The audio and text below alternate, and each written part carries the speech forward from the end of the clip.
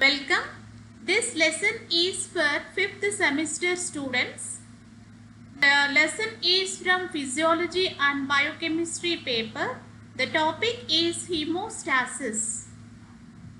With the help of this lesson, the learners will be able to know and understand the meaning and definition of hemostasis, that is blood clotting, and the role of platelets in hemostasis, and the pathways in blood clotting, primary hemostasis, which includes vasoconstriction and platelet plug formation, and secondary hemostasis, deposition of insoluble fibrin in and around platelet plug, and the factors limiting clot formation and fibrinolysis. When a blood vessel is damaged by a cut or an injury, blood is lost from the body. If the amount of the blood lost is very small, it can be tolerated by the body. New blood is produced to replace the lost blood. But if larger amount of blood is lost from the body, death may occur. Hemostasis is blood clotting. Hemostasis, the word hemostasis literally means blood standing. Hemostasis is a physiological process that stops bleeding from a damaged blood vessel and maintains normal flow. Platelets play a major role in hemostasis. They help in the formation of platelet plug and also contribute significantly in the formation of clot. So these platelets are cell fragments which are derived from a large white blood cell called megakaryocyte.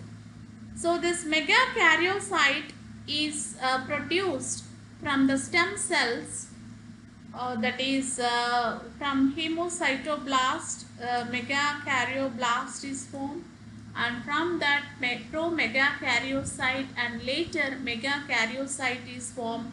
From this megakaryocyte, the cell fragments are formed, and these cell fragments are called as platelets. As a result of injury, excessive blood loss occurs. To prevent the excessive blood loss, there are two pathways in hemostasis. One is primary hemostasis and the second is secondary hemostasis. In primary hemostasis, vasoconstriction and platelet plug formation occurs. Secondary hemostasis is the deposition of insoluble fibrin into and around the platelet plug, forming a mesh. This is generated by proteolytic coagulation cascade. This mesh serves to strengthen and stabilize the blood clot. Finally, when after few days or a week, when the vascular damage is repaired, then fibrinolysis occurs, that is degeneration of the blood clot. Now let us see about primary hemostasis. Primary hemostasis involves vasoconstriction or vascular spasms, and second is formation of platelet plug. So the damaged or torn out blood vessel, it constricts due to the contraction of the smooth muscles which are present in the wall of the blood vessel. So this occurs quickly, fairly within 20 to 60 seconds and lasts for 20 to 30 minutes. The damaged blood vessels causes nervous reflexes and which in turn cause vasoconstriction or vascular spasm. Chemicals also cause vasoconstriction. For example, the endothelium lining of the blood vessel, it releases endothelin. Endothelin is a peptide and this will cause the vasoconstriction. And thromboxane A2 is produced by the platelets which are derived from certain prostaglandins. They help in vasoconstriction or vascular spasm formation. The opposing endothelial surfaces of the blood vessel, they are pressed together through this initial vascular spasm. So their ends become sticky and adhere together and adhere to each other and completely close off the damaged blood vessel. So this constriction helps in closing the breaks in the smaller blood vessels and the flow of blood through the cut. However, this physical means will not prevent the further loss of the blood. This helps only to prevent the loss of the blood until another hemostatic measure takes place to plug the hole. And the second step in primary hemostasis is platelet plug formation. A platelet plug is formed by the aggregation of platelets that can seal up a small break in blood vessel. The platelet plug is very important because it maintains the integrity of the circulatory system. Many cuts appear in the blood vessels and capillaries each day, and these are closed by the platelet plugs immediately. People who lack normal number of platelets tend to develop small hemorrhages in their skin and internal organs. Whenever there is an injury, the blood vessel's epithelial layer is disrupted. Coagulation cascade starts immediately. It takes approximately 60 seconds for the first fibrin strand to intersperse among the wound. After several minutes, the platelet plug is formed completely by fibrin. The formation of platelet plug can be described as a series of steps, but many of these steps occur simultaneously. The damaged blood vessels, they expose the collagen fibers.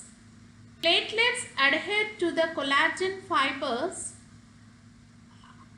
and this is mediated, this adhesion, platelet adhesion is mediated through a factor called von Willebrand factor. Von Willebrand factor is a protein that is produced, stored and released by endothelium of the blood vessels. This factor, von Willebrand factor, it forms a bridge between the platelet and collagen.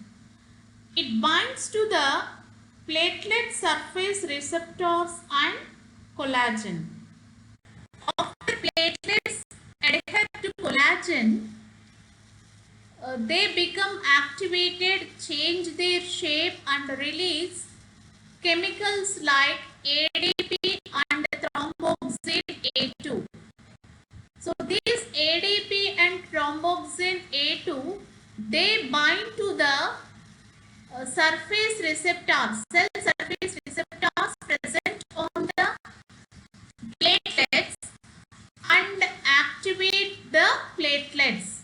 The activated platelets, they release again ADP and thromboxane A2. These two chemicals, they attach to the more platelets and activate them in a positive feedback fashion. As the platelets become activated, they express the cell surface receptors called fibrinogen receptors. A protein called fibrinogen binds to these fibrinogen receptors. In a platelet aggregation, fibrinogen forms bridges between the fibrinogen receptors and fibrinogen receptors of numerous platelets. This results in the formation of a platelet plug. Platelets do not stick to the smooth endothelial surface of the normal blood vessels. The normal blood vessels has an anticoagulant surface which helps to maintain the blood in its fluid state. The normal blood vessel, that is uninjured blood vessel, releases prostacyclin and nitric oxide. With the help of these chemicals, platelet aggregation do not take place in normal blood vessels. Now let us see about secondary hemostasis. In secondary hemostasis, formation of a blood clot take place.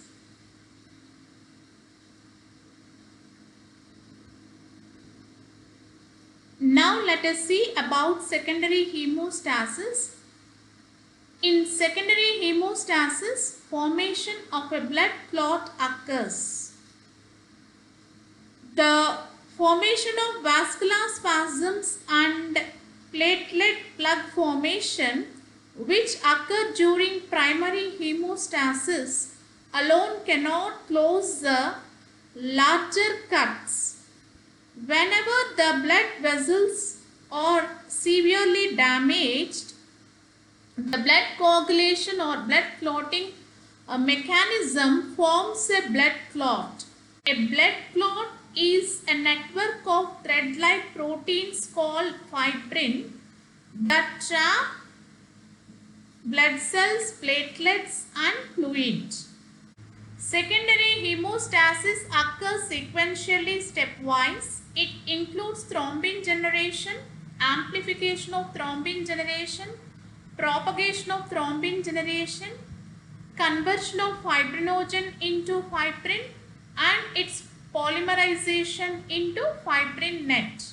In addition, many of the chemical reactions that occur during clot formation require calcium ions and the chemicals released from platelets. And this table shows the coagulation factors. There are 13 coagulation factors. They are denoted by Roman letters. The first coagulation factor is fibrinogen. It is plasma protein and its source is liver. Second is prothrombin, plasma protein, and it is produced by liver.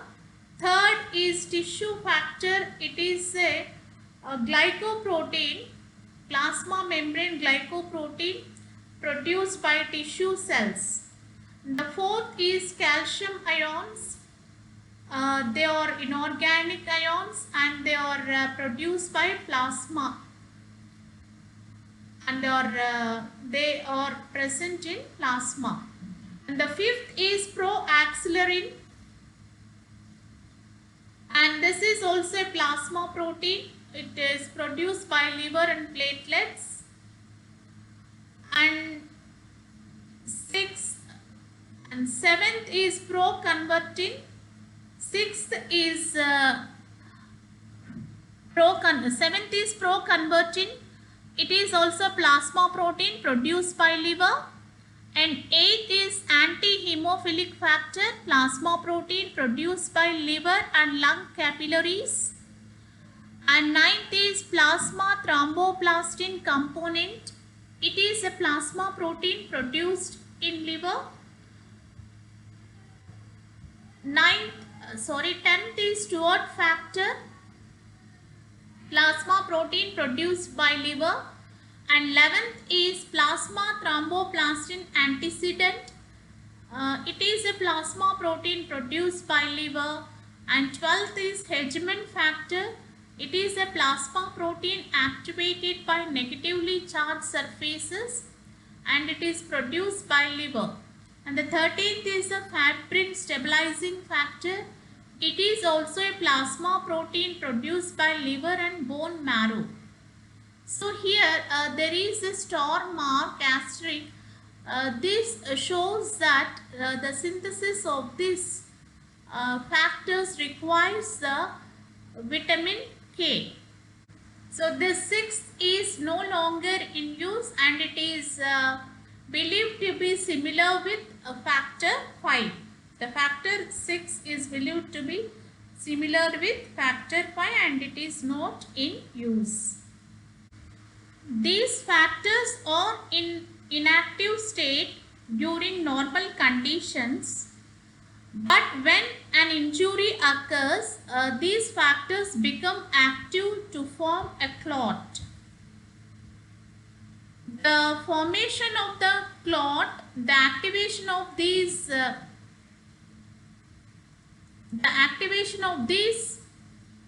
factors occurs through extrinsic pathway as well as intrinsic pathway. Both the extrinsic pathway and intrinsic pathway, they converge to form the common pathway and this common pathway results in the formation of the fibrin clot.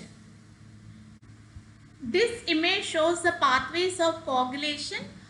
First let us see the extrinsic pathway. The extrinsic pathway is named so because the factors involved in it are present outside the blood.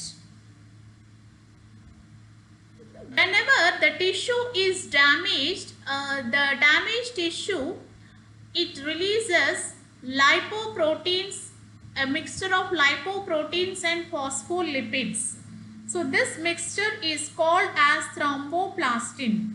Thromboplastin is also called as tissue factor or factor 3. This factor 3 in the presence of calcium ions, it reacts with the factor 7 and forms a complex called thromboplastin factor 7 complex. This complex activates the factor 10 which is the beginning of the common pathway. Now let us see the intrinsic pathway. Intrinsic pathway is named so because all the coagulation factors here are present in the plasma of blood. A damaged blood vessel exposes the collagen fibers that are present in the connective tissue beneath the endothelium of the blood vessel. Factor 12 becomes active on the union after the union with the collagen fibers exposed. So this factor 12 after activation, it activates the factor 11. The activated factor 11 then it stimulates the factor 9. Activated factor 9 along with factor 8, platelet phospholipids and calcium activate the factor 10 which is the beginning of the common pathway. Now let us see about the common pathway. The common pathway begins with the factor 10. This factor 10 is activated by both intrinsic pathway and extrinsic pathway. On the surface of the platelets, factor 10 along with factor 5, platelet phospholipids and calcium ions combine to form prothrombinase. The prothrombinase will convert the soluble protein prothrombin into enzyme thrombin. The enzyme thrombin, in the presence of calcium ions, converts the soluble plasma protein fibrinogen into insoluble fibrin. Fibrin forms the fibrous network of the clot. At each step of clotting process, one clotting factor activates many additional number of clotting factors, and at the end results in the formation of a clot. Fibrin molecules adhere to the damaged cell surface, forming a net-like meshwork which traps the blood cells and aggregating platelets. The red color of the clot is due to the presence of abundance of RBC, which are trapped, but the actual clot, the foundation of the clot is derived from the plasma, that is fibrin or fibrinogen is the protein present in the plasma. Platelets play an important role in the blood clotting process, in the process of blood clotting. Except for the platelets, the blood clotting can occur even in the absence of other blood cells. Only platelets play a major role in the conversion of fibrinogen to fibrin. Here we can see in this image the formation of fibrin from fibrinogen. This image shows the formation of fibrin from fibrinogen.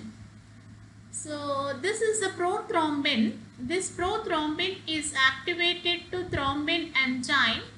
In the presence of prothrombin activator and calcium ions, thrombin enzyme it acts upon fibrinogen protein of plasma and converts it into fibrin fibers. So first it is transformed to monomer, and then with the help of calcium ions it is broken down to fibrin fibers. So this thrombin enzyme, it activates the fibrin stabilizing factor, that is the factor 13. It activates the fibrin stabilizing factor, and the fibrin fibers which are formed, they are cross-linked with the help of the fibrin stabilizing factor, and this forms the meshwork, net-like meshwork which traps the blood cells and aggregated platelets.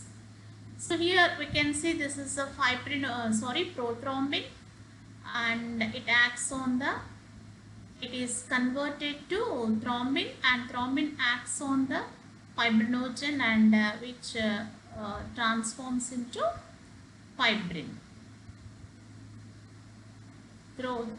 This is a fibrinogen and this is a fibrin. This is a growing fibrin strand. In this image we can see formation of blood clot. Here this is the damaged blood vessel, broken blood vessel wall. Here platelets are there. These are the RBC, red blood cell, and the activated platelets, and this is the clot along with fibrin. Now let us see about clot retraction. After the clot is formed, it begins to condense to become a compact structure by the process called clot retraction. Platelets contain contractile proteins, actin and myosin, similar to that of the actin and myosin of the muscle. Platelets have small extensions that attach to the fibrin with the help of surface receptors. Contractions on the extensions of the platelets pulls on the fibrin and is responsible for the formation of clot retraction.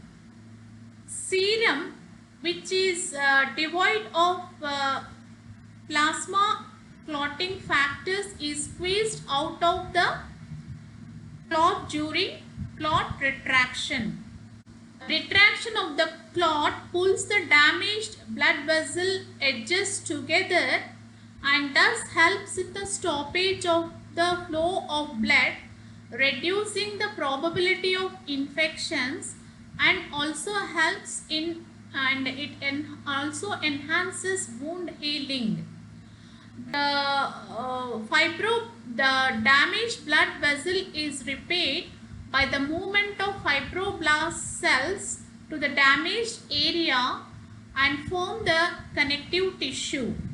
The epithelial cells present near the wound also divide to fill in the torn area. Now let us see about factors limiting clot formation. If the coagulation of blood is not controlled, it would spread from the point of its initiation throughout the circulatory system and it becomes fatal. The tissue factor inhibitor pathway inhibits the extrinsic factor and is secreted by the healthy endothelial cells.